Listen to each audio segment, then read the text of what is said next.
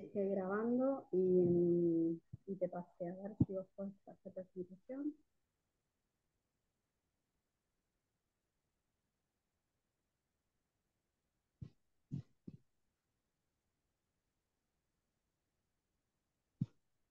Pero, ¿qué puede ser lo de la cámara, che?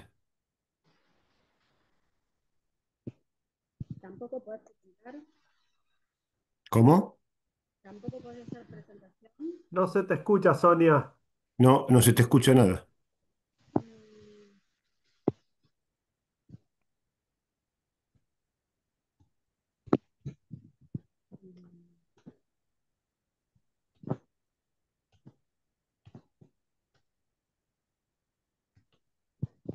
¿Ya me pusiste para como anfitrión para compartir? Sí. Ajá.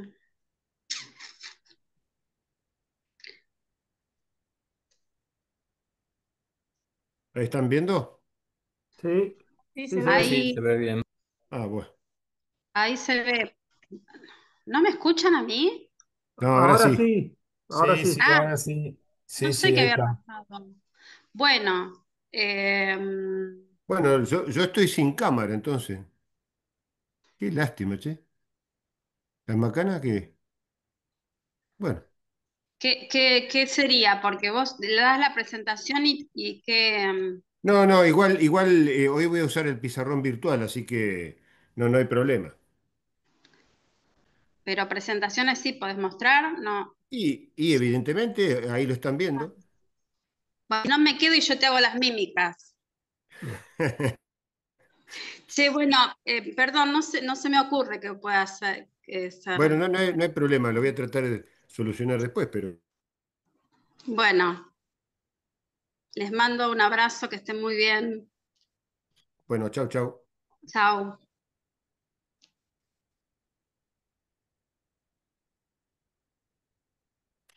Bueno, eh, siento que ahora sí que no me ven, es peor todavía. Em, La venganza la- porque nadie, por ahí mucho se desconecta, así que. No, pero lo que pasa me llama la atención porque la primera vez que intenté conectarme a las 7 menos 10 o menos cuarto, ahí sí andaba la cámara. Así que no sé qué pasó. Bueno, no, lo que quería comentar, igualmente después lo voy a dejar anotado en el Moodle, em, que es lo que hoy le subí con respecto a los informes de tanto de los efluentes líquidos como de de la química marina y los efluentes cloacales de la ciudad, que van todos, digamos, al cuerpo del estuario. Lo que me interesa es que después que, como corolario, digamos, de lo que hemos visto, de estos cuerpos superficiales, sobre todo los vinculados así, cuerpos mixtos o de transición,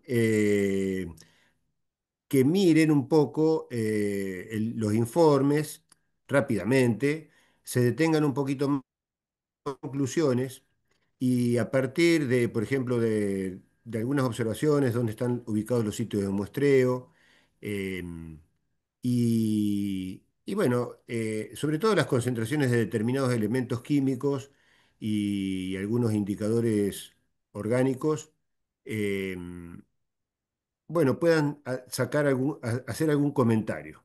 El comentario libre, lo que voy a, sí a pedirles es que me lo envíen por mail. Yo después esto se lo voy a escribir de nuevo todo en el aula virtual, pero en no más de 200, 300 palabras, una cosa breve, pero quería ver de qué manera ustedes se expresaban al respecto. ¿M? Así que esa va a ser un poco una tarea. Eh, Claudio, de los tres artículos es, sí, de los tres. o sea, son tres trabajos a entregar, digamos. No, es uno solo. No, perdón, no me expresé mal. Leer los tres, pero es un solo informe, o sea, una sola Ah, entrega. ok. ¿Eh? Sí, porque digamos, tampoco hay que ser demasiado detallista e ir a los que por ahí a alguno le va a interesar más y va a hacer más hincapié en algún elemento y simplemente eso, poner a la vista las distintas miradas que pueda llegar a tener cada uno de ustedes y después lo charlamos. ¿Eh? Como les... Claudio, Sí, consultita, ¿algún formato en particular de entrega o libre? no, libre, libre, en Libre Word, elección. Ok, porque por ahí me es más fácil si bien, tengo que hacer alguna observación, se las hago ahí en Word con el nombre, obviamente, y el apellido y nada más. ¿Eh? Em, bien, buenísimo.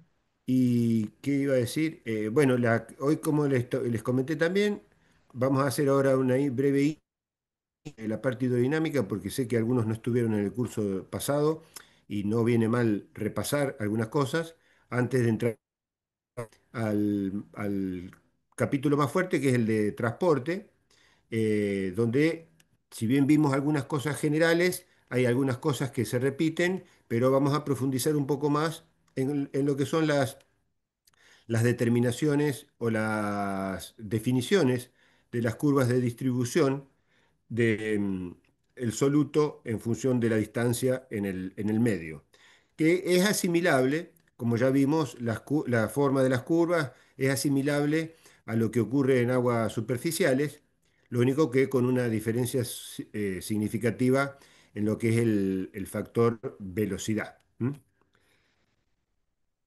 Y por eso es muy probable que la clase de hoy, o sea, no sé si llamarlo clase, pero el encuentro de hoy eh, tenga un poco de menos duración, porque voy a considerar que lo que quede pendiente para hacer estos problemas, bueno, es parte de la carga horaria que les va a demandar todo el seminario o curso.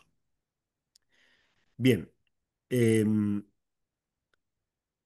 Recordar que la existencia del agua subterránea, eh, obviamente que proviene de un factor esencial para las determinadas regiones, que es la precipitación, pero fundamentalmente luego de... ¿Cómo? Ah, perdón. Decía que es lo esencial, obviamente, que la presencia de precipitación en una región o área, y luego de de esa compulsa que tiene con la evapotranspiración en el sector, va a haber una fracción de esa milimetraje de agua que va a constituirse recarga en tránsito para llegar finalmente a lo que es el acuífero y constituir la recarga efectiva, ¿no?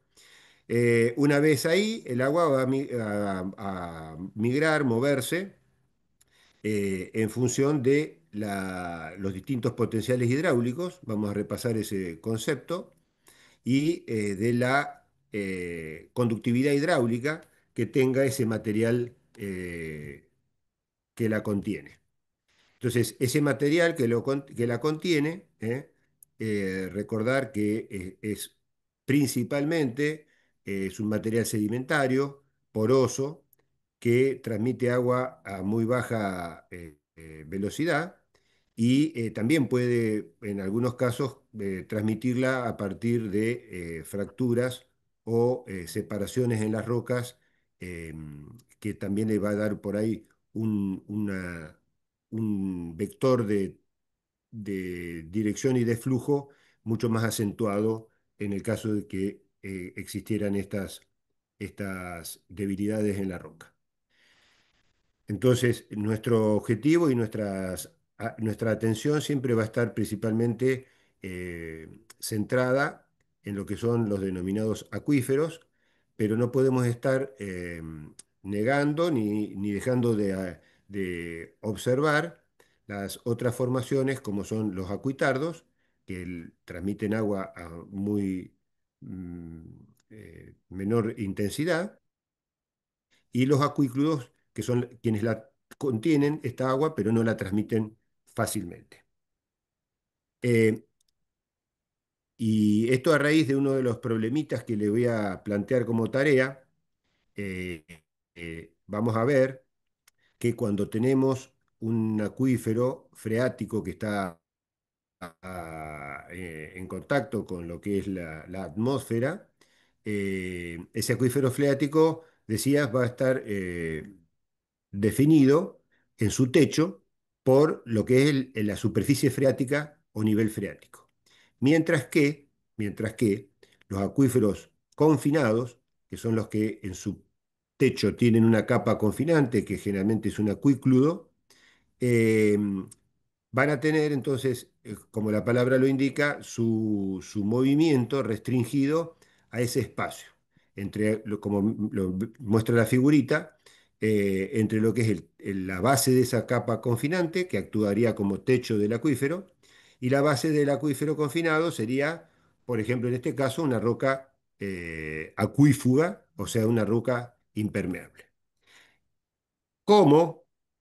Como nivel piezométrico se reconoce a cada punto, no pudiera hacer una perforación en el mismo, y ese nivel, en donde, por ejemplo, estemos atravesando, va a ascender hasta una determinada altura que va a estar en relación a la zona de recarga. Acá yo la zona de recarga sería esta. Este nivel va a estar a una altura determinada. ¿Ven el cursor ahí? Sí, sí, sí, Sí, se se ve. ve. Bien, Sí. bueno, fíjense que nosotros tenemos esto como zona de recarga y acá si hacemos una perforación el agua va a ascender hasta una zona casi similar a esta. Es casi porque acá hay un delta H que obedece a una pérdida de carga de la circulación del agua en este sentido. Entonces, esta pérdida de carga hace que el agua solo se alce hasta aquí y no un poquito más arriba, que sería la zona de recarga propiamente dicho. Si acá no fluyera el agua, si en este acuífero confinado no fluyera, estaría, vamos a imaginar que acá está tapado, toda el agua acá, en cada una de estas perforaciones, estas tres que hay acá, el agua subiría hasta el nivel donde está esta zona de recarga. Estaría acá. Pero como está circulando, hay una fricción, un rozamiento entre las partículas del agua y las partículas del acuífero. Esa pérdida, esa fricción produce un desgaste energético que se traduce en pérdida de carga hidráulica. Entonces, y si vamos más abajo en el acuífero y estamos en una zona como esta figurita, deprimida, en donde el nivel piezométrico es más alto o es mayor que lo que es el nivel topográfico, entonces vamos a tener una surgencia natural de agua. Em, Esto para reiterar algunos conceptos, sobre todo para los chicos que no estuvieron en el curso pasado. Ese flujo, ese movimiento de agua se hace efectivo a través de una sección porosa que es la que efectivamente, la palabra lo dice, se mueve el agua, que está definida como la porosidad eficaz. Hay una cantidad de agua, ustedes recordarán, que brevemente lo vimos en la primera clase, hay una cantidad de agua que está integrando el poro, pero hay una fracción de esa agua que está retenida, está inmóvil, y se mueve solamente la que se mueve por efecto de la gravedad. Entonces, ese agua es la que efectivamente se va a mover y la que vamos a calcular nosotros en nuestros cálculos de flujo. Este es un ejemplo justamente de lo que es el poro totalmente saturado, por ejemplo, una porosidad de un 40%, y la sección que acá está blanca, a ver, perdón, acá. Esto blanquito correspondería a la porosidad eficaz, que es una sección más reducida de la porosidad total, que es lo que realmente a través de... Por lo tanto, o sea, ya acá vamos a comprender un término que al ser el flujo gaussiano se calcula sobre todo un área, al reducir el área efectiva de movimiento, la velocidad real va a ser mayor a la velocidad de Darcy. El experimento, digamos, original, por el cual se analizó esta relación, Es similar a lo de muchos experimentos de flujo, ya sea eléctrico, magnético, eh, y bueno, también lo relacionaron al flujo hidráulico, en donde esta velocidad o movimiento se produce a partir de un gradiente. El gradiente vendría a ser el motor, ¿eh? Uno si se imagina un elemento que motoriza algo, es el gradiente. Cuando yo más gradiente tengo, más fuerza voy a imprimirle para que ese fluido, en este caso fluido, se mueva con más intensidad. Y está en relación también a una constante que está definida como la conductividad hidráulica, que en cuanto, fíjense que la relación es directa, o sea, cuanto mayor es la conductividad hidráulica, mayor va a ser la velocidad del flujo de agua. Profe, ¿conductividad se refiere a la presencia de sales dentro del agua o a este gradiente? No, no, conductividad hidráulica es la capacidad que tiene un sedimento en dejar pasar agua a través de sí. Es algo físico, no químico, ¿eh? Ah, ok. O sea, acá estamos midiendo la capacidad o definiendo, digamos, la capacidad que tiene un determinado sedimento en dejar pasar agua, ¿eh? Es conductividad en términos de movimiento de agua. Por eso acá, justamente, se puede usar el término permeabilidad, pero la permeabilidad está restringida a lo que es el sedimento en sí o la parte física, y la conductividad hidráulica hace referencia a la conductividad, al movimiento del agua que tiene en ese terreno. ¿M? Y se mide justamente, muchas veces, generalmente está expresada en metros porque así lo- los valores son un poco más manejables porque no son tan grandes, entonces no tiene sentido estar manejando unidades más pequeñas. Sin embargo, por ejemplo, los ingenieros en términos de ensayos hidráulicos para definir un terreno casi impermeable, sí en sus ensayos utilizan el término centímetros por segundo.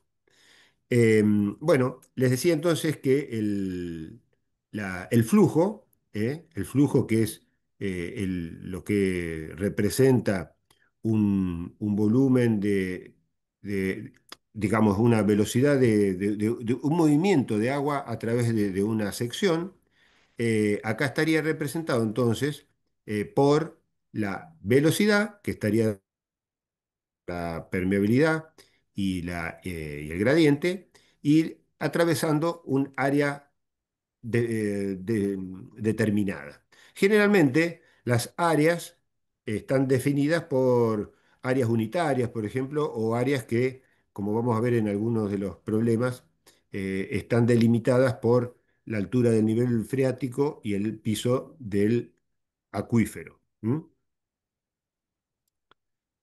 Ahora bien, la, la ley, la ley de Darcy, el campo de aplicación de la ley de Darcy requiere de algunas bueno, de asumir determinadas cuestiones que no son siempre la realidad.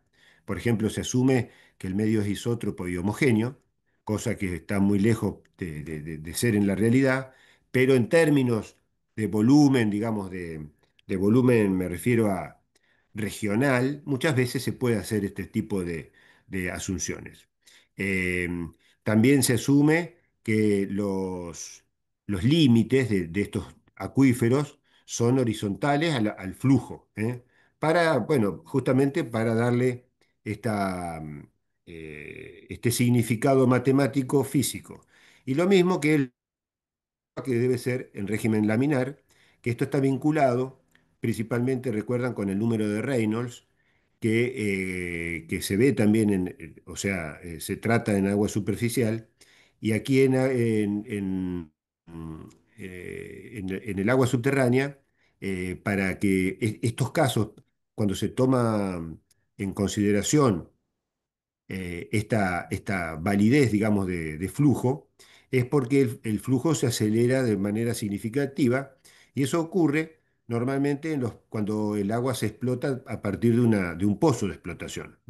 Entonces, en esos casos, y sobre todo en la periferia de la rejilla o del límite de la perforación, muchas veces se suele, si está mal construido el pozo o si se han hecho determinadas eh, eh, maniobras que han perjudicado la obra, entonces muchas veces se puede superar el número de Reynolds requerido para el cual, a partir del cual se empieza a transformar el flujo de laminar en turbulento, y ese flujo en el caso de las perforaciones es muy nocivo porque el flujo turbulento daña la estructura de los sedimentos, hace colapsar a la formación y puede deteriorar por exceso y mucho más lo que es la explotación de la misma. Hoy dije que es muy interesante y muy importante, sobre todo quiero recalcarlo para los chicos que no estuvieron, tener presente lo que es el potencial hidráulico del acuífero, porque es el que nos establece, a partir de medidas entre los mismos, la diferencia de altura y de potencial que hay, y por ende nos va a dar el gradiente, vamos a poder estar determinando el gradiente. ¿Cómo se medía el potencial hidráulico? Bueno, acá se mide, acá está una figura acá, en donde en una perforación, ¿m? Se mide con una sonda piezométrica, en principio se mide a qué profundidad está ese pelo de agua. O sea, acá tenemos, estoy marcándolo, profundidad del nivel freático. Esa es la primera medida que tenemos, ¿eh? Después hacemos referencia a la cota que hay en el lugar. Me detuve un poco porque ahí me parece que hay un gato, no sé si lo escuchan. A la cota que hay en el lugar y luego estableciendo la diferencia entre la cota y la profundidad del nivel freático, sacamos el potencial hidráulico del pelo de agua, ¿eh? Esto siempre se hace con respecto a un nivel de referencia que generalmente es el nivel del mar. Entonces, para los ejemplos que veamos, si nosotros tenemos una cota, por ejemplo, de 180 metros sobre el nivel del mar, medimos la profundidad del nivel freático que está a 20 metros, por lo tanto el hidráulico va a ser de 180 menos 20, 160 metros. ¿Mm? Ese sería el de ese punto.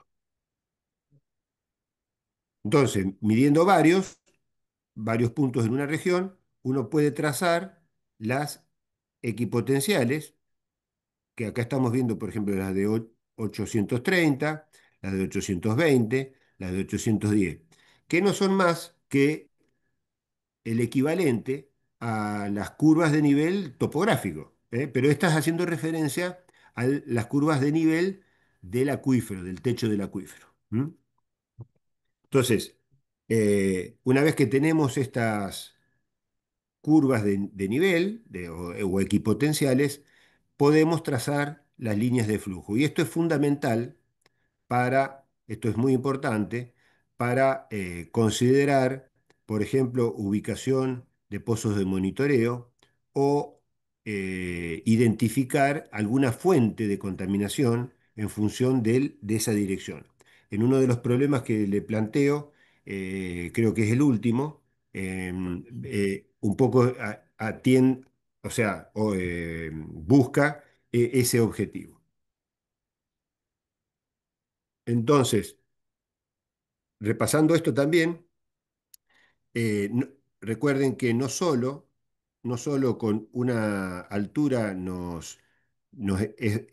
digamos, con dos alturas no es posible determinar la dirección de flujo, porque imaginemos que tenemos solamente esta lectura de 27,6 y esta lectura de 27,2, estaríamos interpretando como que el agua fluye desde estos puntos hacia este lado, cuando en realidad el plano de la superficie freática tiene otra inclinación.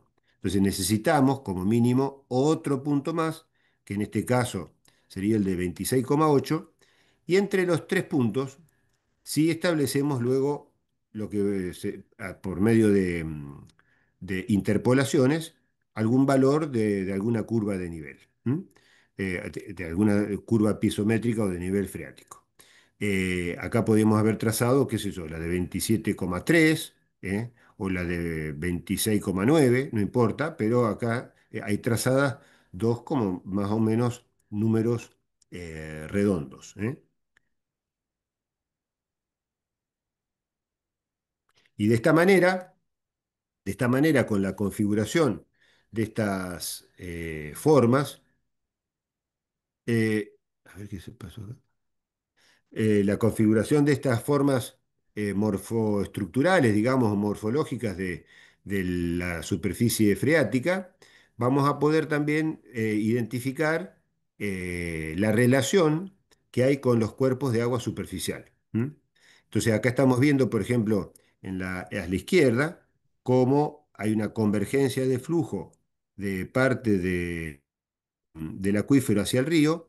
Por lo tanto, cuando tenemos esta configuración, si yo hiciera un aforo aguas arriba y un aforo aguas abajo en el río, estaría midiendo una diferencia positiva aguas abajo, o sea, estaría midiendo más caudal aguas abajo que aguas arriba. Este es el caso de lo que se denomina un río ganador o un acuífero efluente y un acuífero influente, perdón.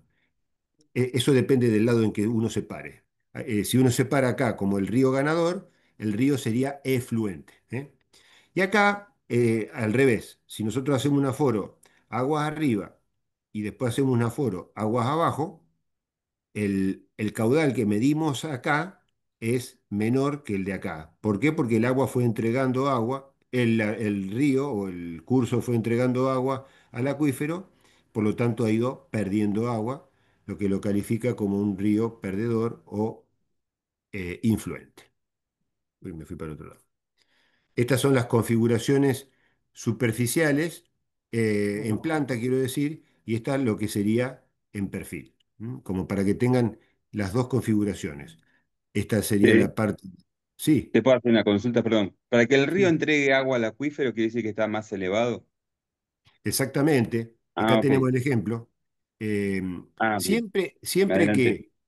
No, está perfecto. Siempre que recuerden esto, o sea, el movimiento siempre va a estar definido por un gradiente. Y ese gradiente justamente es una diferencia en estos casos de altura y, y siempre vamos a tener el movimiento de la parte más alta hacia la más baja. O sea, en el caso este, el río va a estar entregando agua porque el pelo del agua, el nivel del agua en el río es superior al nivel del agua en su, digamos, vecindad, que sería el acuífero que está vinculado a él. Y este sería justamente el caso contrario. Fíjense que acá la superficie freática es superior en altura a lo que es la altura del pelo del agua del río, por lo tanto tenemos este flujo que converge hacia él. ¿Mm? Bueno, luego de este repaso, ahora les tengo que compartir otra cosa.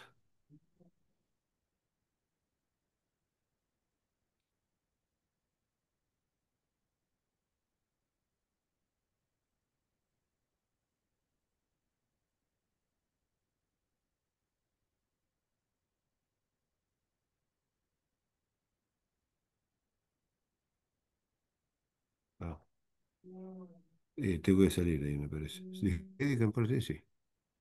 Dejé de compartir. Ahora vuelvo a compartir.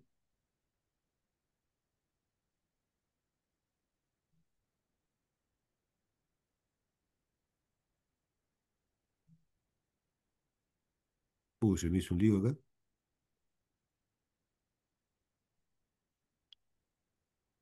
Ahí está. Esto, ¿lo están viendo acá? Sí, se ve la pantalla con el PDF. Ahí está. Eh, Cortada. Ahí va. ahí se abrió. Sí. Eh, la idea mía, en principio había sido que lo hagamos acá, pero por eso les dije, esto vamos a hacer un pequeño análisis. Hay uno de estos, creo que este es un ejercicio que ya hicimos en el curso pasado, pero justamente por eso es de repaso. No así este último, este último que está aquí, que este es lo que, fíjense que en este último, yo el planteo que les hago es que es un planteo bastante problemático y real en algunos casos, porque habla de dos estaciones de servicio y hay un punto 4 acá en donde se detecta combustible en el agua subterránea. Fíjense que el esquema de la situación es el siguiente. Tienen una estación de servicio acá, A, y una estación de servicio acá, B. Y acá está el punto 4. A propósito, la topografía, acá esto es topografía, 117,5, 17, 17,5. Y acá hay una especie de bajo, pero es dudoso, digamos, la parte de superficie para identificar hacia dónde va el agua. Entonces, eh, la idea es que con estos valores, son 7 puntos, 7 puntos que están acá que pueden ser pozos de vecinos o de molinos. Hay otras perforaciones y se obtuvo la profundidad del nivel freático en cada uno de ellos. 5,39, 5,74, ta, ta, ta. Y también en cada uno de esos puntos está la cota topográfica. Entonces, en función de eso, ustedes van a hacer un mapa eh, que acá está indicado en el inciso A, trazar el mapa de isopiezas para determinar cuál de las estaciones de servicio fue la responsable de la contaminación. Esto, ¿qué significa esto? Ustedes, una vez que hagan el mapa de isopiezas, van a ver claramente que dibujando las líneas de flujo que son perpendiculares a las isopiezas, así en términos conceptuales, digamos, vamos a ver cuál de las dos, si fue A o B, la que está afectando al punto 4. Y en función de la permeabilidad y la porosidad eficaz, van a calcular el tiempo recorrido de la estación identificada al punto 4. Tiempo.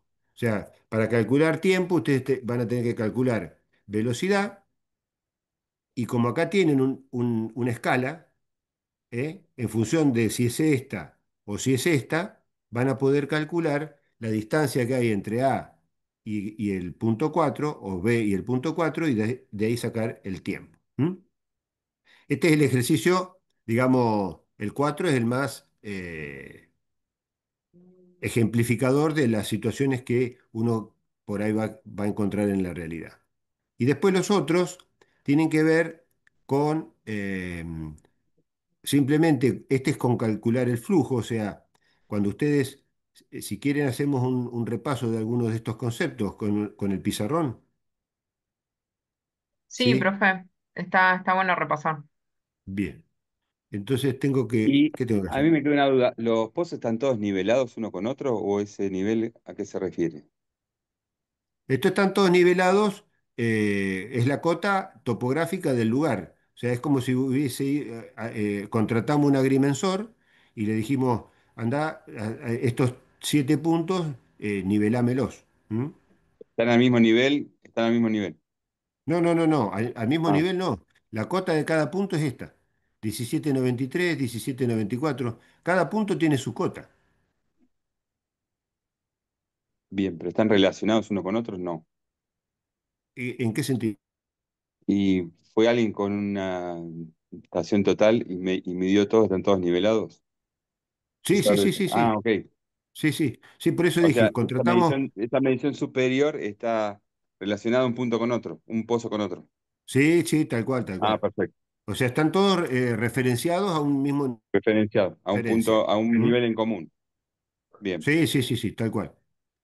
Eh, en el primer caso, acá en el cálculo este es calcular el flujo que atraviesa, por ejemplo, una franja vertical de acuífero de 1 metro de ancho. O sea, cuando se haga en el esquema, ahora lo voy a sacar esto, dejar de compartir y voy a...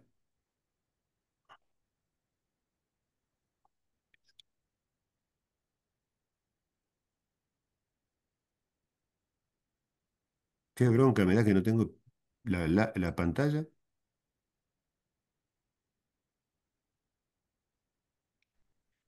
Cuando haga el esquema ese del primer problema, eh, ahí van a tener, a ver, voy a mirarlo yo en principio. Eh,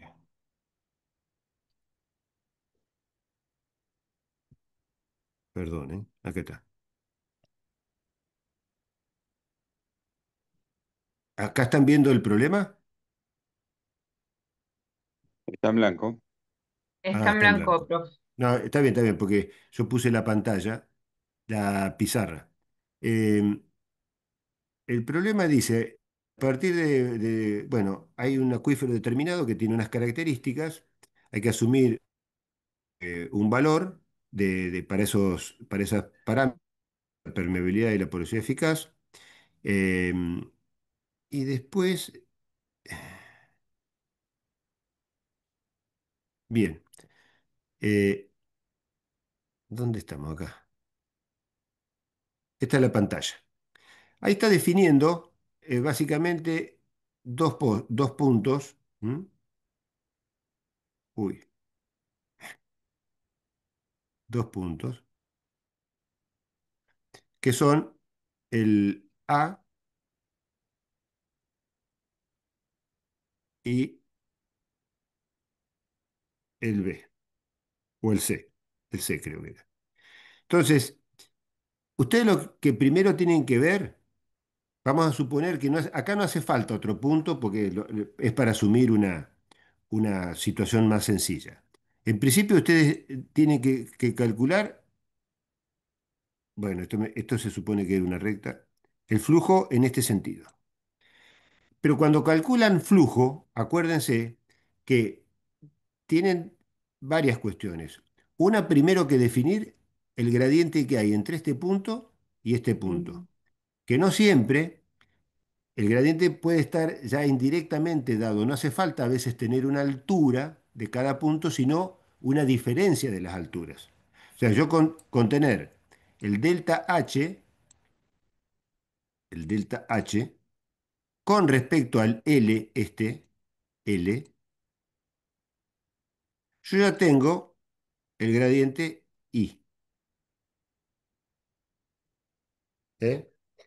Y después la otra cosa que tienen que evaluar es que el flujo se calcula, yo ahora voy a hacer una especie de- de sección en el acuífero, no, la voy a hacer distinta. Eh, ¿Hay formas acá? Seleccionar. Bueno, no hay ninguna forma. Acá, rectángulo. Eh, Ahí está. Ustedes tienen que asumir, digamos, cuando se les pide el flujo, calcularlo a través de un área. Y ese área va a estar acá indicada por lo que es el nivel freático y la base del acuífero. ¿Eh? Está, está haciendo referencia a ese espesor y el ancho, como hoy les dije, le pueden poner que sea unitario. O sea, uy, esto de re acá. Un ancho unitario. ¿M? El ancho unitario significa que es igual. ¿A dónde está el lápiz?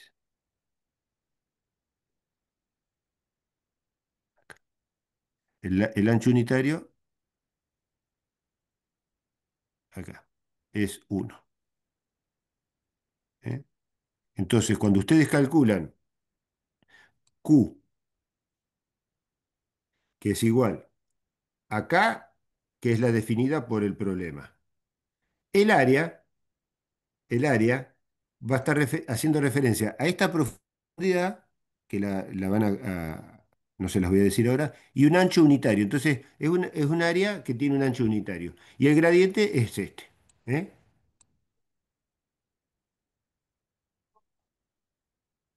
¿Se entendió? Más o menos.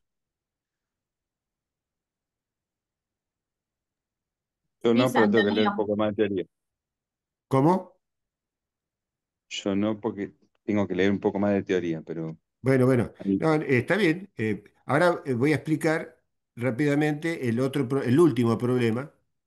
El último problema que acá. El último problema, para sintetizar, ustedes han visto que voy a hacerlo muy sencillo así, hay curvas topográficas, que son un poco para ver el panorama de la altura real del terreno. Después hay distintos pozos, ¿eh? Distintos pozos. En cada uno de esos, a través de las diferencias que hagan entre la altura topográfica, para recordar, el potencial hidráulico es igual a la altura topográfica menos la profundidad,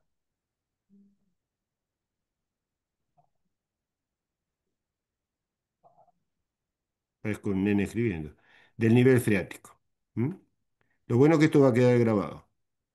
Entonces, una vez que en cada uno de estos puntos ustedes hagan esto, pone que acá le da 10, vamos a hacer números sencillos, acá 8, uy, le erré, 8, acá le da 7, acá le da 6 y acá le da 9 también. No, 9 no, no había ningún 9. Entonces, una vez que ustedes tienen estos valores, que estos sí son los de altura de potencial hidráulico, trazan las curvas de equipotencial, que es interpolando entre estos valores. O sea, si quieren trazar, por ejemplo, la curva de 8, 8 pasa por acá seguro, porque están midiendo 8. Y después tienen que interpolar entre este punto y este punto, por donde pasa el valor de 8, que podría ser por acá. Entonces la curva de 8, yo podría dibujarla como esta. Ahora voy a borrar las topográficas, porque si no se nos va a hacer un lío, un matete. Ahí está. Borré las topográficas. Ahora dibujamos la curva de 9, por ejemplo. La curva de 9 pasa por acá y seguramente va a pasar entre este punto y este punto. O sea, pasa por acá, entonces la curva de 9 tendría esta forma. Y la curva de 7 va a pasar por aquí, pero también va a pasar de 6 y 8. O sea que va a pasar por acá. Entonces la curva de 7 iría por acá. Estas son las curvas de equipotencial. ¿Qué quiere decir esto? Que el flujo de agua se va a mover en este sentido. Uy, perdón. La red. Me gusta que sea bien recto. Una línea. Ahí. Así, así, así, así. ¿Eh? Estas son las flechitas de dirección del flujo. Entonces, fíjense que si acá, bueno, las hice media recta a propósito, ahora para que ustedes lo tengan de ejemplo bien claro, pero si yo tengo eh, una fuente contaminante por aquí, es claro que me puede estar afectando algo por acá, porque esto va a moverse en este sentido y va a ser así. ¿Eh?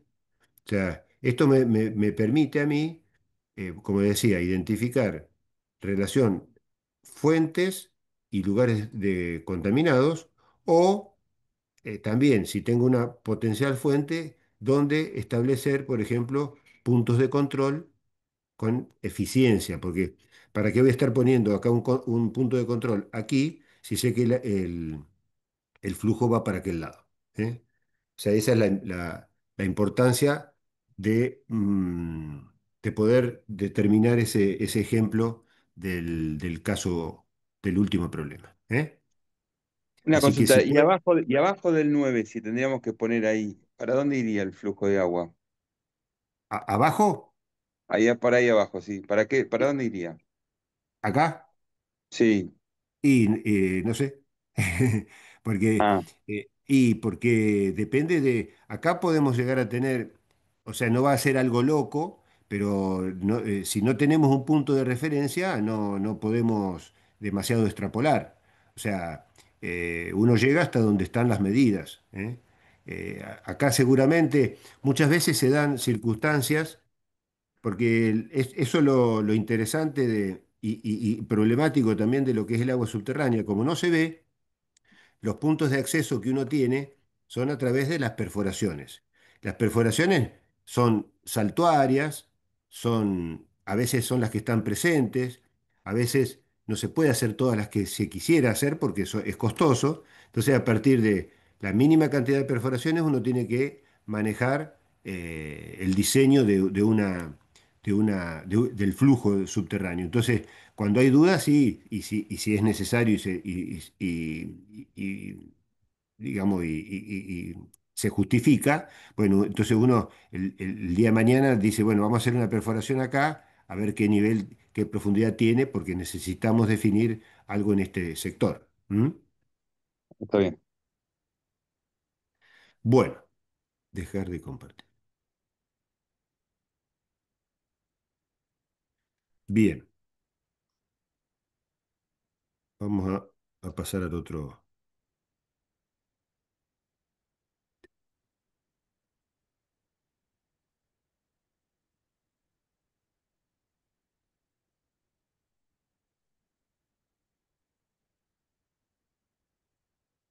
Vamos a compartir.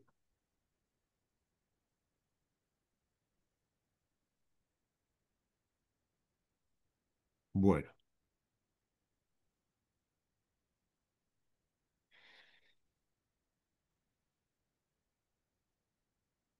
Bueno, entonces si ya pueden avanzar con esos resultados para el lunes, mejor, así ya lo charlamos. Después con respecto ya lo que es transporte en sí, concretamente, bueno, acá hay algunos conceptos que reiteramos. Sintéticamente, nosotros vamos a hacer referencia a fuentes, como son las que están acá indicadas: filtraciones de tanques, pozos ciegos, aplicaciones de pesticida en los establecimientos agrícolas y ganaderos, acumulación de residuos en algunos sitios donde se producen estos vertidos de líquidos o pérdidas de cañerías, entre los principales. Así que uno puede estar vinculado en lo cotidiano, sin ir a los aspectos más específicos, como son la minería o explotación de hidrocarburos.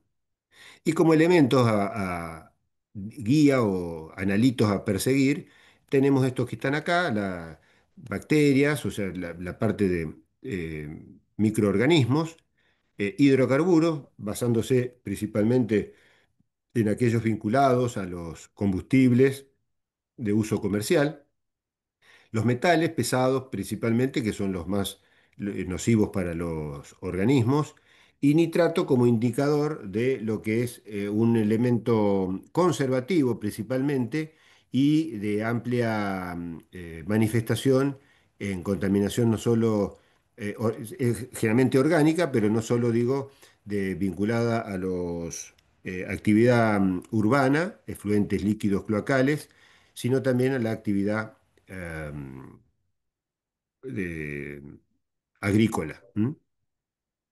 Entonces, un poco acá se plantean las cuestiones que tenemos que desentrañar muchas veces acerca de, como recién le decía, la dificultad de estar observando la continuidad de todo el espacio poroso o fracturado del subsuelo.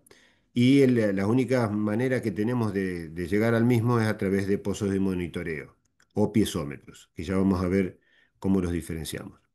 Es muy importante entonces conocer estos aspectos del subsuelo, conocer las formaciones que están integrando, recordar justamente, tener presente que el agua, cuando uno dibuja una pluma contaminante, no es que a los 2 o 3 días esa pluma va a cambiar significativamente, por el contrario, o sea, en poco tiempo no se producen cambios importantes, sino que a través del paso del tiempo estamos hablando de meses y de años como para que uno pueda apreciar un cambio en esa pluma de contaminación.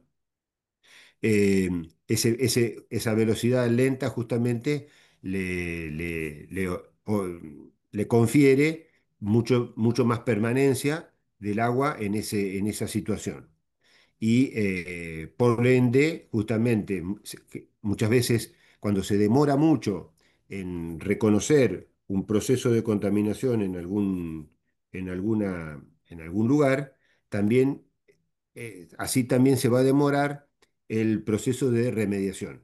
Y creo que acá, cuando uno dice eso, es algo que hay que tener en cuenta para lo que es la aplicación de todo lo que vamos a ver ahora.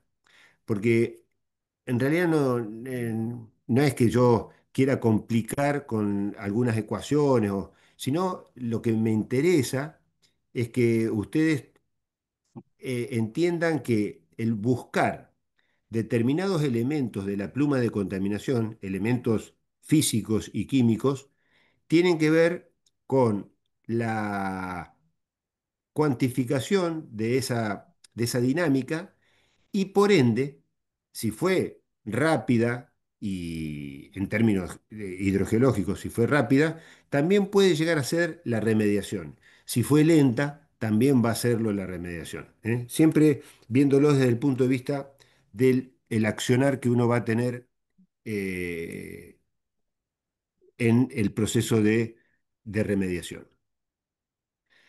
Bueno, recordarán ustedes, me imagino que sí, que el flujo, el transporte de un soluto, el flujo masivo, digamos, de toda la masa, se va a estar definido por principalmente tres componentes, ¿eh? Esto es importante que lo tengan presente. Flujo advectivo, que ya lo hemos, estos tres componentes ya lo hemos conversado, ahora vamos a ver un poco más en profundidad, pero que está aplicado al subsuelo. ¿M? El flujo difusivo y el flujo dispersivo, ¿eh? Esto es lo que le da la forma a esa pluma real, digamos, que se va constituyendo en el subsuelo.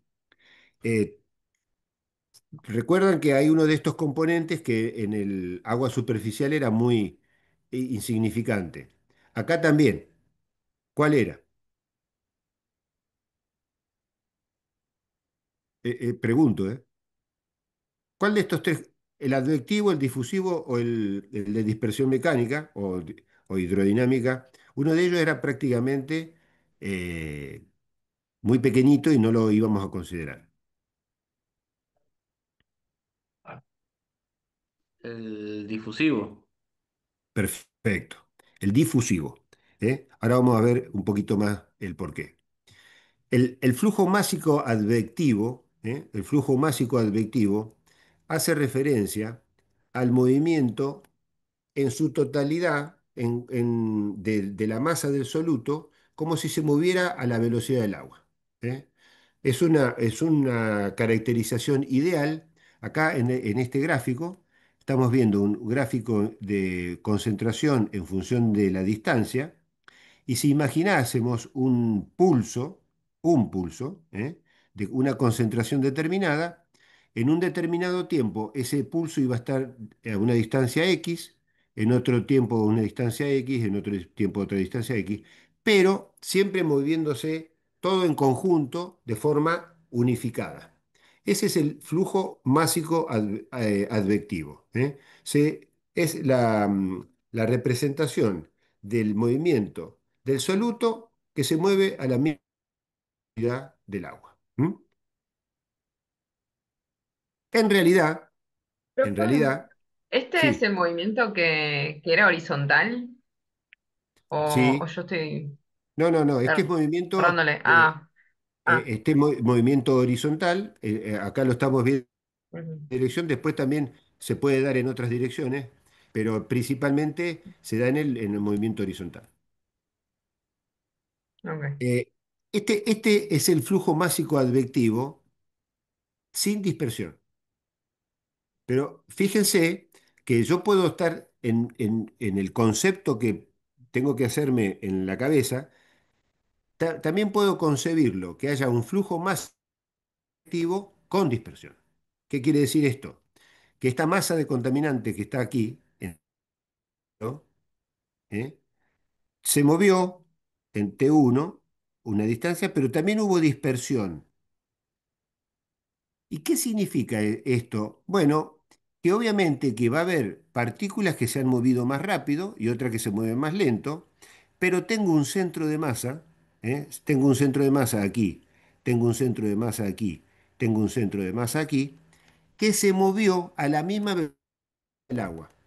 O sea, el centro de masa de mi pluma de contaminación, cuando es un pulso, o sea, cuando es una contaminación instantánea, como en este caso, el centro de masa vendría a ser el equivalente a cada uno eh, de estas concentraciones que están acá. Lo que pasa es que acá dispersión y en este caso hubo dispersión. ¿Eh?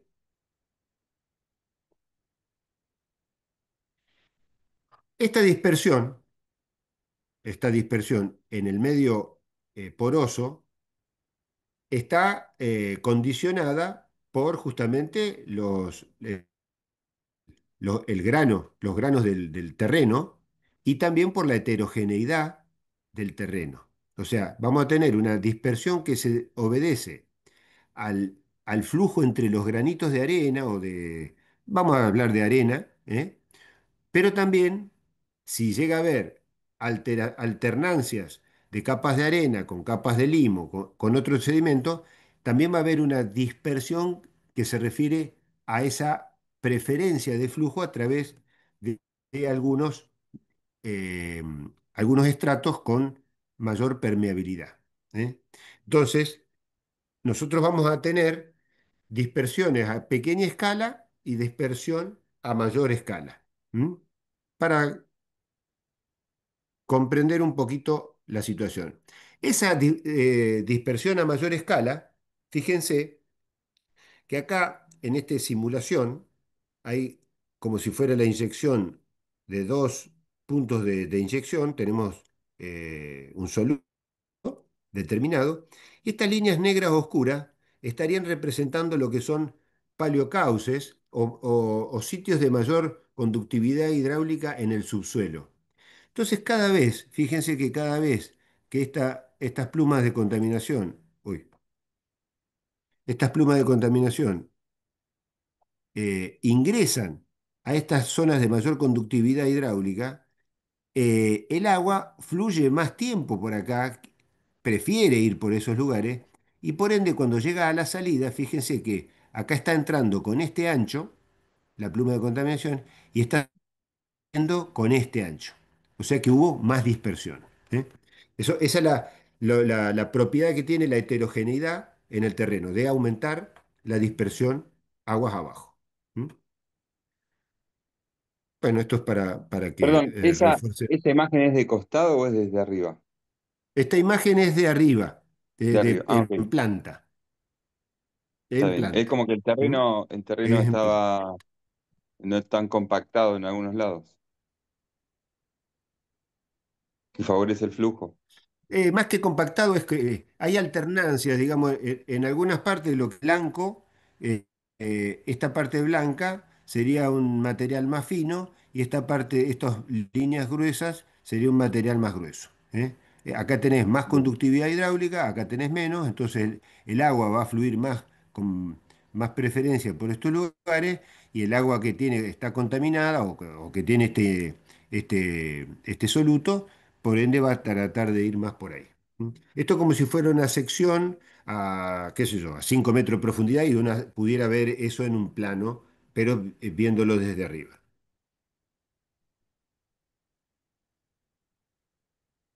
Bien, entonces la dispersión, como lo veíamos en la primera acá, la dispersión hidrodinámica está compuesta por la difusión y la dispersión mecánica. Entonces, la dispersión, FD, y la dispersión mecánica constituyen lo que es el flujo, la totalidad de la dispersión hidrodinámica. Pero la difusión molecular, recuerden ustedes que ocurre y tiene particular interés cuando el agua, sobre todo, está quieta, o sea, a flujo cero. Entonces ahí sí, la difusión es una componente de flujo que se establece no por movimiento, sino por gradiente de concentración. ¿Eh? Esa es la particularidad que tiene la difusión, la difusión, digo. Y la dispersión tiene que ver, como les decía, a estas variaciones de circulación que tiene el flujo en el sustrato. ¿Mm? Recuerdan que ya mencionamos la ley de Fick, ¿m? Que la ley de Fick hace referencia a, a un gradiente de concentración con respecto a una distancia. O sea, yo tengo sectores de alta concentración, sectores de baja concentración, por lo tanto va a haber un movimiento de soluto en ese sentido, que va a estar relacionado con un coeficiente de difusión de ese medio. Y ese coeficiente eh, es más bien un coeficiente, digamos, que tiene que ver con un coeficiente que tiene que ver con que permitan resolver la ecuación para que la transformemos en un flujo másico. O sea, necesitamos un flujo de masa por volumen. ¿M? Por eso es masa, gramo por metro cúbico, por ejemplo. Esa es la concentración. Y es importante cuando tenemos casi nula velocidad. O sea, por eso en los acuíferos prácticamente este es una componente que no la vamos a considerar. ¿Mm? Ahora bien, hay una variante de lo que es la ley de Fick, que es la segunda ley de Fick, que es la derivada segunda de la concentración con respecto de X. ¿Por qué? Porque así como cambia, así como cambia la concentración con respecto a la distancia, también lo hace con respecto al tiempo. Entonces, la derivada de la concentración con respecto al tiempo va a ser el coeficiente de difusión efectivo y multiplicado por la derivada segunda de la concentración con respecto de x. Esa derivada segunda, el concepto de derivada segunda es ver cómo va cambiando la derivada primera, cómo va cambiando en velocidad esa derivada primera. En términos concretos, lo que está refiriéndonos es hacer eh, eh, interpretación de estas dos componentes de variabilidad. O sea, uno es la distancia y el otro es el tiempo. Este flujo másico, fíjense que figurita que está acá abajo a la izquierda es muy eh, ayuda a comprender cómo se va produciendo el proceso de dispersión. Este es un modelo en donde uno ve que una concentración inicial de 1, cuando llega a un vértice de división de flujo, obviamente que va a ir una concentración, la mitad de la concentración va a ir para un lado y la mitad para el otro. y en cada uno de esos lugares se va a ir dividiendo por la mitad. Por lo tanto, está ejemplificando en un modelo gráfico muy bien lo que es el proceso de concentración. Y fíjense que acá está exagerado el texto, pero hay algo muy interesante. La tortuosidad, o sea, estos caminos intrincados, provocan, o sea, uno qué observa acá, que en definitiva yo tengo una zona de alta concentración, que es acá 1, y zonas de menor concentración. O sea, que, fíjense que dice acá, puede aplicar el concepto de Fick. Recuerdan que Fick era para cero flujo, para gradiente de concentración. Entonces yo cuando analizo la parte dinámica y también veo esto, que hay flujo de concentración de mayor concentración a menor concentración, puedo aplicar el concepto de Fick a la dispersión mecánica. Y de ahí surge esta relación, que el flujo por dispersión mecánica es igual a un coeficiente de dispersión y también a multiplicado por la derivada de la concentración con respecto de x. ¿Cómo varía la concentración con respecto de la distancia? ¿Eh? Y acá hay una cosa interesante, que este coeficiente de dispersión, ¿m?, depende de la velocidad real del flujo. ¿Por qué? Bueno, porque estamos en dispersión mecánica. Entonces, este coeficiente de dispersión va a ser igual a la dispersividad por la velocidad real. Recuerden que cuando yo digo velocidad real, esto remárquenlo para cuando hagan incluso los problemitas de, ahora que quedaron ahí de hidrodinámica, la velocidad real es la velocidad de Darcy dividida la porosidad eficaz. ¿Mm? Cuando estamos a nivel, cuando estamos a nivel de poro, ¿eh?, mirando la dinámica a nivel del poro, la dispersividad es equivalente al diámetro medio de las partículas del acuífero. ¿Eh? Esa es la dispersividad para tener uno un valor de referencia. Ahora, cuando el nivel de distancia de acuífero, la dispersividad la vamos a sacar de una manera diferente. En términos ya de ecuación diferenciales, digamos, vamos a ver que entonces el transporte de soluto, que es la variación de la concentración con respecto del tiempo, va a depender de una componente advectiva, que es la que estoy acá marcando, B por la variación de la concentración con respecto de X, y de la componente dispersiva, que era la dispersión por la eh, segunda de C con respecto de X. ¿Eh?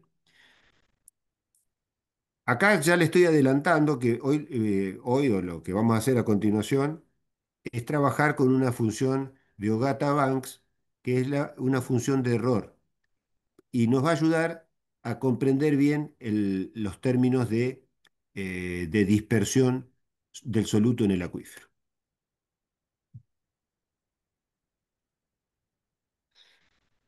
Acá estamos representando aquí, ¿qué cosa? Bueno, lo que hemos comentado hasta recién.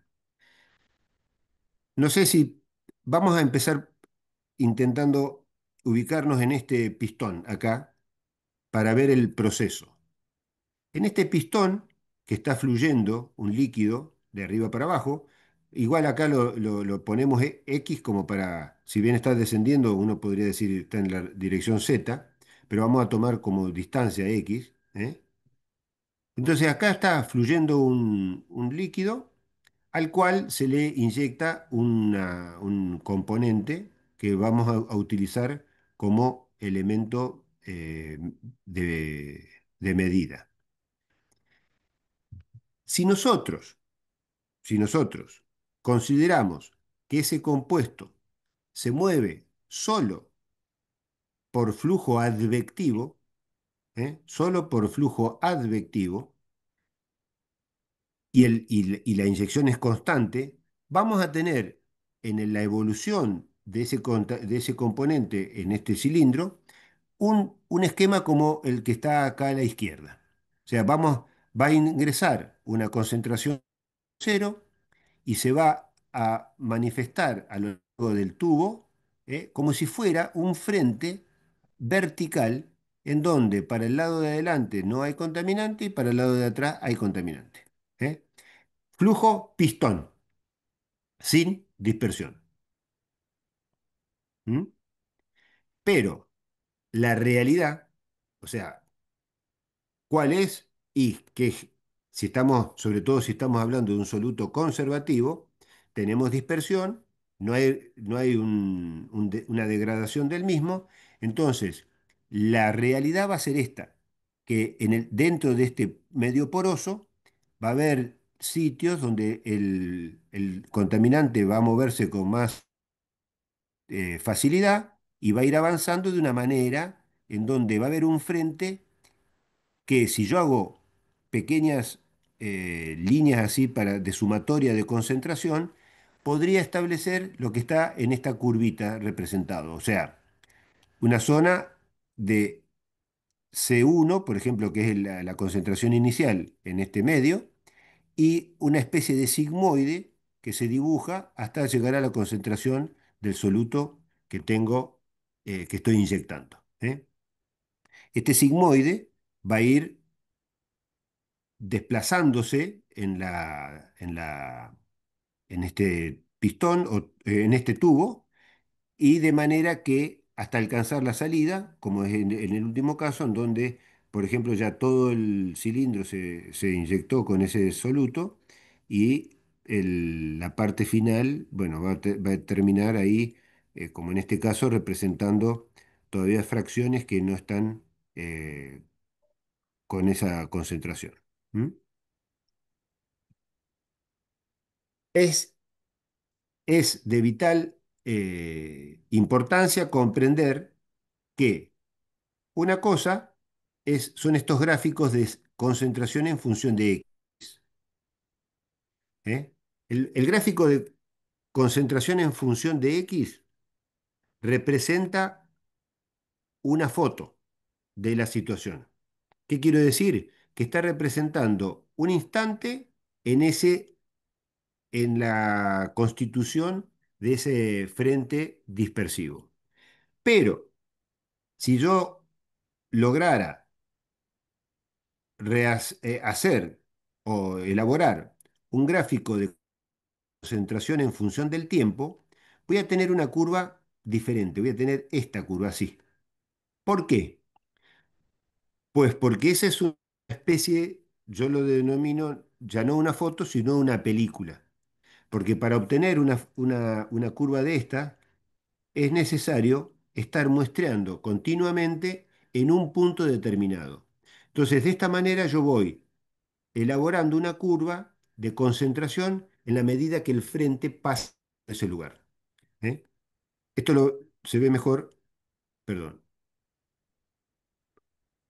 Ah, no, no está. Bueno, pensé que había un dibujito donde estaban las dos perforaciones. Eh, Después vamos a retomar sobre esto que me parece que es conceptualmente importante. O sea, diferenciar muy claro, muy bien digo, lo que es un gráfico de concentración en función del tiempo o un gráfico de concentración en función de la distancia. Acá están los dos casos para representar el frente dispersivo. Bueno, acá justamente para acentuar lo que es una dispersión homogénea. Acá no se ve muy bien, pero esto está más oscurito que acá. O sea, esto es una zona, es una parte de dispersión, cuando el medio es homogéneo. Y acá cuando es heterogéneo, ven que tenemos una permeabilidad menor, una permeabilidad mayor, por lo tanto, yo voy a tener lugares de preferencia para la circulación, o como en el caso del ejemplo que vimos anterior. ¿Mm? Entonces, así como la dispersividad era equivalente al diámetro medio del tamaño de las partículas del sedimento, en, a escala real, digamos, a mayor escala, la dispersividad es equivalente al 10% distancia recorrida. 10% de la distancia recorrida, ¿por quién? Por el centro de masa del frente de dispersión. O sea, es- este. ¿Cuál es el centro de esta curva? El lugar de quiebre. El lugar de quiebre, aquí, que estoy marcando con el puntero, es el centro de masa de este frente dispersivo. El lugar de quiebre de este sigmoide es aquí. Por lo tanto, es muy importante este puntito que está marcado con el 2 tener presente en su distancia con respecto al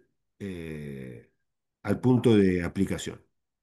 Y ese 10% no es magia, digamos, es una deducción que en general se ha hecho a partir de muchos eh, ensayos, ensayos en terreno, y más o menos en término medio se ha llegado a esa conclusión, y es una cosa que vamos a- a utilizar nosotros para resolver la ecuación de Ogata-Banks. Bueno, para reiterar, digamos, vamos a eliminar entonces lo que es el flujo dispersivo, ¿eh? Y nos vamos a quedar simplemente con lo que es el flujo advectivo y la dispersión hidrodinámica. ¿M? Acá tenemos ejemplos para que después los miren, cómo esto es visto en planta, cómo ante cambios de la relación de la dispersividad, tanto longitudinal como lateral, uno puede llegar a tener distintas plumas de contaminación, porque la dispersividad va a ser la que va a estar dominando justamente el diseño de las concentraciones en el subsuelo.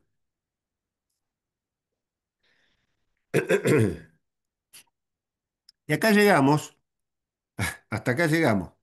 Acá llegamos a la ecuación que vamos a usar para trabajar. ¿eh? Esta ecuación, como hoy lo mencioné, es una función de error complementaria.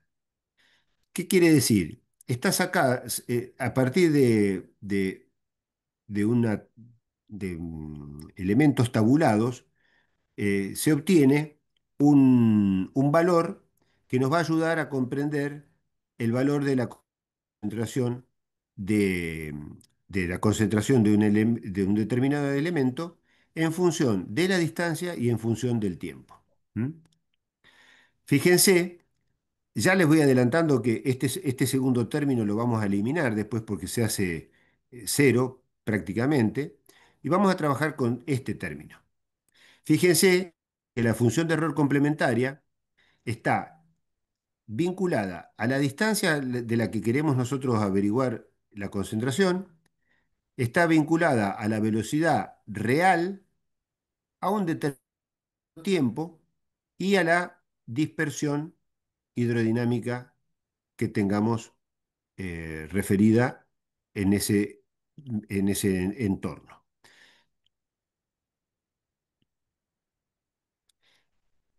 ¿Qué significa la función de error complementaria? ¿Eh? ¿Qué significa esto? Esto que está entre paréntesis acá, ¿eh? Se denomina argumento. Argumento. Esto que está entre paréntesis acá. Cuando ese argumento, fíjense, este argumento, fíjense que acá hay una diferencia, ¿no? Si yo digo velocidad por tiempo, es velocidad real por tiempo. ¿Qué es velocidad por tiempo? Cuando uno hace la Distancia. ecuación de velocidad, velocidad es igual a espacio sobre tiempo, ¿no? Cuando uno despeja espacio, dice espacio es igual a velocidad por tiempo, ¿no? Este VT hace referencia a la posición que podría tener, eh, a la posición en ese mismo tiempo, una partícula de agua. Y para que esto sea cero, quiere decir que la partícula de contaminación se tiene que haber movido en ese tiempo la misma distancia. Si la partícula de agua, ahora hago una pregunta, si una de soluto se movió a la misma velocidad del agua, ¿a qué estoy haciendo referencia? ¿Al flujo advectivo o al flujo dispersivo? Y al Advectivo. advectivo, Al advectivo, perfecto. Advectivo, sí, no podía sacar Perfecto, ese perfecto, advectivo. perfecto. Al advectivo. Si hago referencia al frente advectivo, quiere decir que cuando esto sea igual, esto sea cero, porque esta va a ser una diferencia, esto me va a dar, estoy analizando la concentración en el punto, en el frente advectivo, que es este, perdón, es este punto. ¿Eh? Y fíjense que acá, en el frente advectivo, X es igual a B por T. ¿Por qué? Porque esta partícula se movió a la velocidad del agua. Dice, luego, X menos B por T es igual a cero. La función de error complementaria de cero es uno. ¿De dónde lo sabemos? De esta tabla. Fíjense que la función de error complementaria de beta, perdón, es uno cuando beta es cero. ¿Eh? Y si la función de error complementaria de beta es uno, si esto es uno, esto recuerden que no existe, la concentración de X en función del tiempo en ese lugar es C0/2. Por lo tanto, este punto tiene la particularidad de tener la concentración, la mitad de la concentración de lo que es la inyección inicial. Entonces, yo sé que hay que masticarlo. Más allá del frente advectivo, les voy a poner la otra ecuación que acá. Vamos a trabajar con esta que es más fácil, así. Más allá del frente advectivo, más allá del frente advectivo, quiere decir que este es el frente advectivo. ¿Lo ven? Más allá del frente advectivo quiere decir que vamos a estar tratando de otorgarle algún valor a esta parte de la curva. ¿Qué significa más allá del frente advectivo? Que es un X que está más allá, porque X igual a B por T está acá. Más allá del frente advectivo es un X que está más allá. Quiere decir que esta diferencia va a ser positiva o negativa.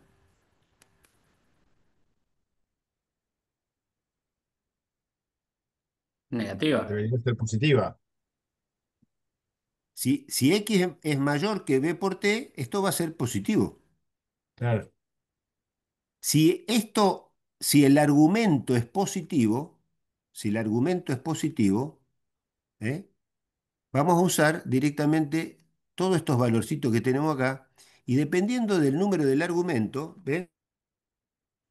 Al tender a infinito, entonces la ecuación, fíjense que cuando la función de error de complementario tiende a infinito, el argumento es infinito, la función de error complementario tiende a cero, que es lógico.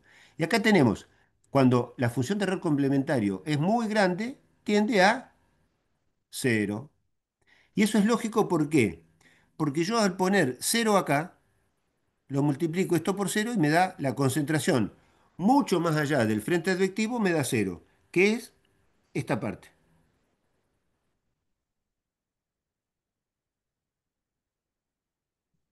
¿Se entiende? Ahora, vamos a ver qué pasa cuando X es menor que, o sea, cuando yo quiero saber la concentración por detrás del frente advectivo, o sea, la concentración por acá.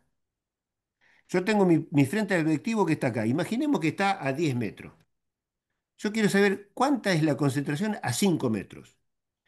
Si esta es 5 y este es 10, el argumento ahora me va a dar negativo. ¿No es cierto? Si beta es negativo, acá está. la función de error complementaria de beta negativo es 1 más la función de error directamente de beta. O sea, es un valor. Si imaginemos que me da menos, menos, bueno, a ver qué podemos poner. Menos 0,5. El valor beta me da menos 0,5. Quiere decir que tengo que usar en la ecuación 1 más la función de error de beta. O sea, no usar ya esta tablita, sino usar esta columna. Entonces, ¿qué valor uso? 0,5. Cuando beta es 0,5, la función de error es 0,5. Más 1 me da 1,5. O sea que si yo acá pongo 1,5 por C2 dividido 2, me va a dar una concentración por acá. Vamos al extremo. Vamos a hacer, perdón, vamos a ir a hacerla más grande todavía, que me dé el beta que me da 1,2. Si beta me da 1,2, ¿qué valor tengo que incorporar a la fórmula? Menos 1,2, perdón. Si me da menos 1,2, tengo que hacer 1 más la función de error de beta. O sea que hago 1 más 0,9, o sea, 1,9. Si yo pongo 1,9 acá, es casi 2. Por lo tanto, la concentración de X en función de t va a ser casi la inicial. O sea, estoy muy por aquí. ¿Se entiende? Sí, Me alegro. Porque esto es, digamos, lo interesante de esto es hacer el ejercicio que vamos a hacer. No hoy, por supuesto, pero es entender que con esta simplificación yo logro ubicar en el espacio realmente, aunque sea un modelo, pero dónde está la posición del frente advectivo de mi pluma. A partir de ahí voy a diseñar la distribución del soluto hacia adelante, que obviamente es menor cuando se da en condiciones ideales, y hacia atrás de ese frente van a ser las concentraciones mayores, como son estas. Eso es interesante, digamos, e importante que se interprete. Que eso está planteado acá. O sea, una cosa es el frente advectivo, donde la función de error complementaria es cero, la función el argumento es cero, perdón. El argumento es cero, la función de error complementaria es uno. Por lo tanto, mi valor de concentración en ese punto es igual a la concentración inicial dividido 2, que es esto. Cuando esta diferencia es positiva, este numerito hace que eh, la función de error complementaria sea menor, por lo tanto yo estoy multiplicando esto por algo menor y me va a dar concentraciones menores que son las que están por delante del frente advectivo. Y si este numerito es negativo, el argumento, la función de error complementaria me da mayor a 1, 1, y algo, por lo tanto este número va a ser tendiente a la concentración cero, por lo tanto me voy a estar ubicando en este punto. ¿Mm? Cuando hagamos un ejemplo, el problema lo vamos a entender bien. Acá está lo que yo quería mostrarle, para redondear el concepto de lo que yo dije película y lo que dije foto.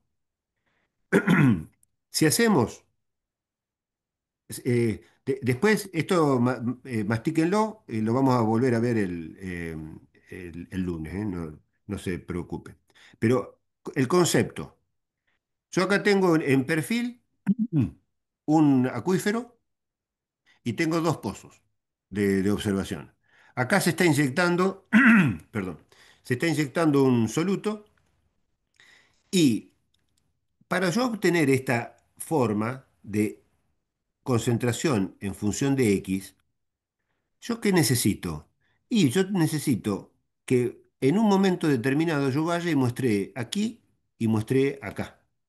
Entonces, puedo para esa configuración de pluma, poder ir diseñando cómo se fue dispersando en el acuífero. Ahora,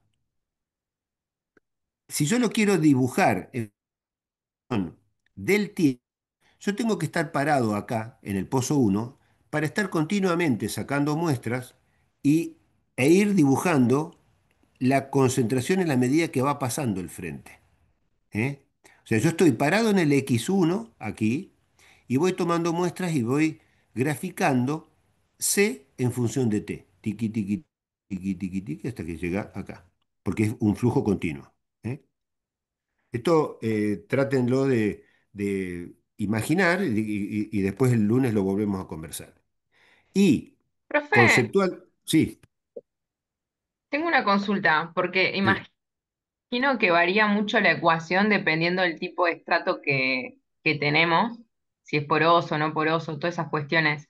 sí. Pero como para saber a grandes rasgos, ¿siempre se respetan las mismas formas de estas curvas o puede ser que haya curvas que sean más bien, o sea, no sean tan curvas y sean más horizontales? ¿Puede ocurrir que en algún estrato haya eso o siempre vamos a tener este tipo de curva?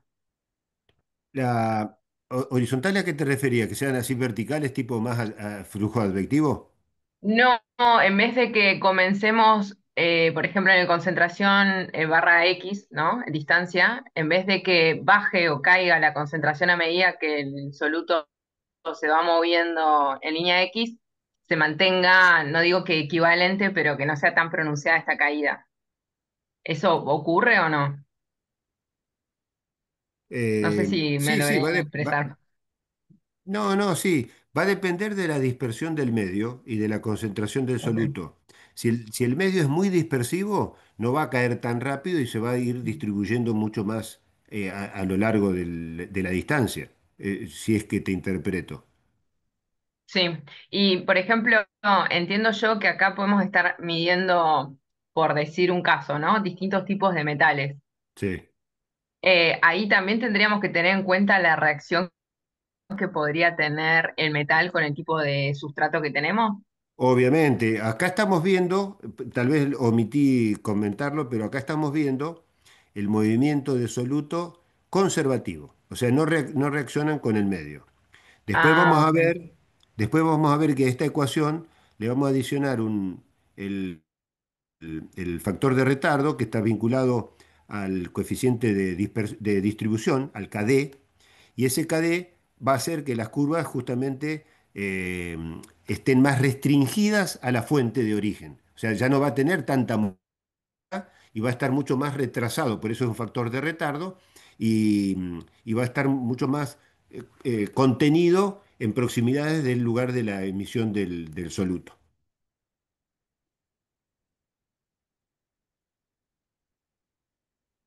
Bueno, justamente llegamos al ejercicio uno y creo que es un punto, el ejercicio uno mejor lo vamos a empezar juntos el lunes, ¿eh? Porque lo vamos a hacer juntos. Traten de leerlo. Ahora vamos a terminar, ahora para ya no, eh, digamos, hoy no hicimos descanso encima, pero aparte como... No, no spoilear el resultado. ¿Eh? No spoilear el resultado. No, no, no. Pa- Eh, yo les propongo entonces para el lunes tratar, en la medida que lo puedan hacer mejor, así, bueno, practican, aunque se equivoquen, no importa. La idea es que se animen a tirar algún número con respecto a los problemitas de flujo y de velocidad. Y después el repasar, ¿sí? Estos conceptos de dispersión y de flujo advectivo, sobre todo vinculándolo a la ecuación de Ogata-Banks, ¿eh? Eso me interesa porque así ya trabajamos después con la ecuación de Ogata-Banks y vamos, la idea es que hagamos 2 o 3 puntos, aunque sea, como para que ustedes realmente materialicen lo que es la distribución de concentración en función del tiempo. Y yo después Aparte, y en la pizarra, les voy a plantear así más casos reales en donde estas curvas no son así en la realidad, pero cómo ayudan a interpretar situaciones reales de campo. ¿Eh?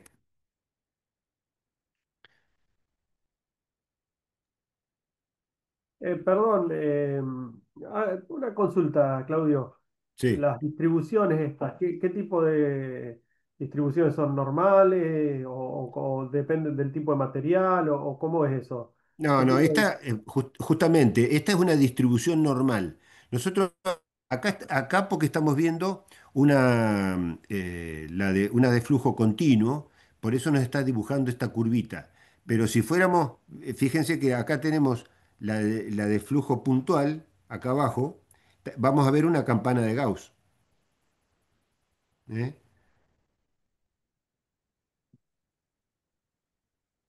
¿Y siempre te toca distribuciones normales o puede ser que no? O sea, ¿qué No, va no, en función del material, por donde se, vamos a decir, sí. No, en la naturaleza va a depender mucho de eso. En realidad, una de las. La distribución de Poisson es una de las que más se acerca, digamos, a muchas veces la realidad, pero en las simplificaciones, lo único que. Uno lo que trata en los modelos más elementales es de manejarse con la distribución más corriente, digamos, y que esta se aplica muy bien justamente a lo que es una función de error. O sea, cuáles son las observaciones que están más cerca de lo medido y cuáles son las que están más distantes de lo medido. y en el caso de la que tenés Poisson, ¿qué haces? La normalizás, digamos, le aplicás una transformada y la normalizás o cómo se hace? Exactamente, exactamente. Yo en eso, digamos, toco bastante de oído en el sentido de sé la parte teórica de lo que es la que no es justamente lo que te digo, no es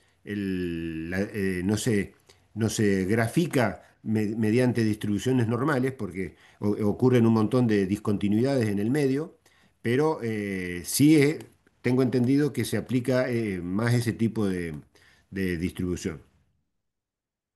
Gracias. Entonces, chicos, vamos a dejar acá. eh, con esa tarea pendiente y vamos a arrancar en la próxima